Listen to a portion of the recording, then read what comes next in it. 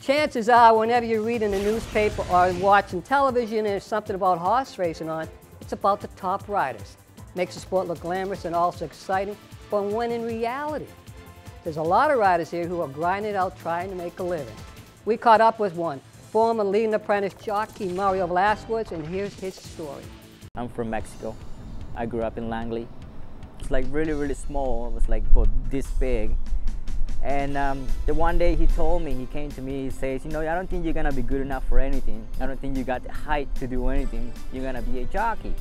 And I go to him and I say, well, what's a jockey? He goes, well, it's the little guy that rides the horses, you know? And then I said, well, that sounds like really, really good. That sounds like a good job. And then as I grew up, when I was like 14 and 15, I met this trainer named Richard Kluche. And then he bring me around the racetrack, and then I started working hats and grooming, and a year later I was a jockey, like really, really fast. Tell us about those early years. Well, I used to have a really good barn. I used to ride all horses for Harold Derby and stuff, and I used to win like a lot of races for him. And then I was leading apprentice my first year, my second year, and then I did really good the following year, and then I lost my buck, I lost my apprentice, and then I kind of stopped winning a little races, but it just come and go. I had good years, and the following year I had a really bad year, and then the next year I had a really good year, and it just comes and go all the time. You know, Murray, that's one of the reasons we decided to do this, because the public only reads or hears about the top 5 or 6 riders. Yeah, the top 5. And there's a ton of riders that are lucky enough to make a living. Yeah. And you happen to fall into that category right now. What's that like? Well, you know, you get taken off horses just because you're running second or third for a couple times. So you get taken off and they trade you out for one of the top riders, and then they go over there, and then sometimes they win, sometimes they don't. But for me to make a living around here, I have to gallop in the morning. And I usually do like 7 or 10 horses in the morning, and then I ride in the afternoon. That's the only way you can make a living around here. What would you make in the morning to get out on a horse? Yeah, they pay $10. That's the going rate for getting on horses. So if you can get on 8 a day, say that's $80. Yeah. So that's you can make pretty good living with 8 horses. But when you're doing that, you're sacrificing a lot of times the afternoon ride, because most trainers don't want to pay it and ride you, do they? No.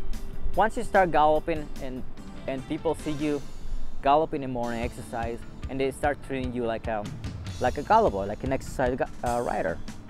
And then you start getting hard, like trouble to get mounts in the afternoon.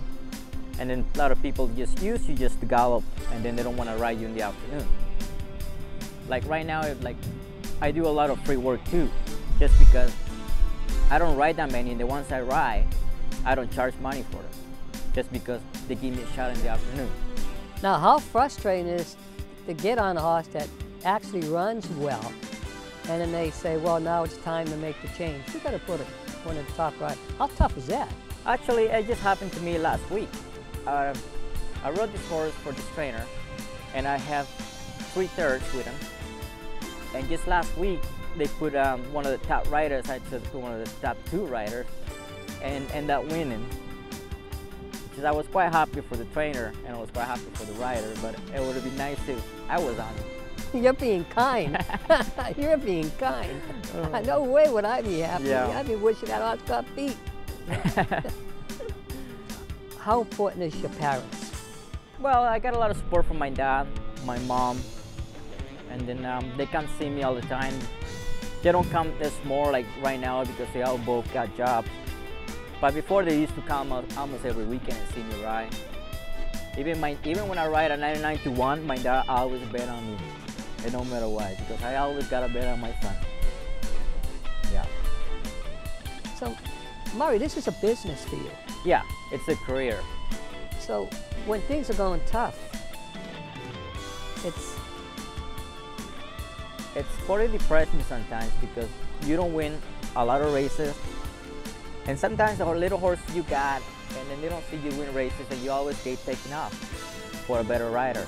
Not a better rider, the one just win races all the time, right? At this place, if you don't win races, Tommy, they don't ride you.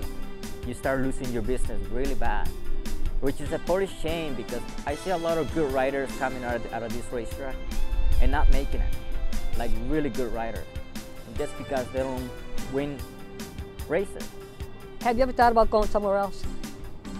Well, last year I went to Toronto and I was gonna try it up there, and I was doing really good. I got myself an agent, I got myself a barn, and then my back started to get like really sore, so I have to come home and I left my window, and then I let it roll for a year, and then the following year I came back here and I ended up winning one race on my birthday. You need a decent agent to do well. Yes. You're in a catch-22 because when you're doing well, you tell us. Yeah, well, when you do good, everybody wants you. Once you start winning races, everybody wants you, even the agents want you. And then to have a good agent, you gotta have one of those agents that's got a top rider, like Wayne Snow, Daryl Snow. If you can have one of those agents and you're doing it, you're like gonna get a lot of mounts.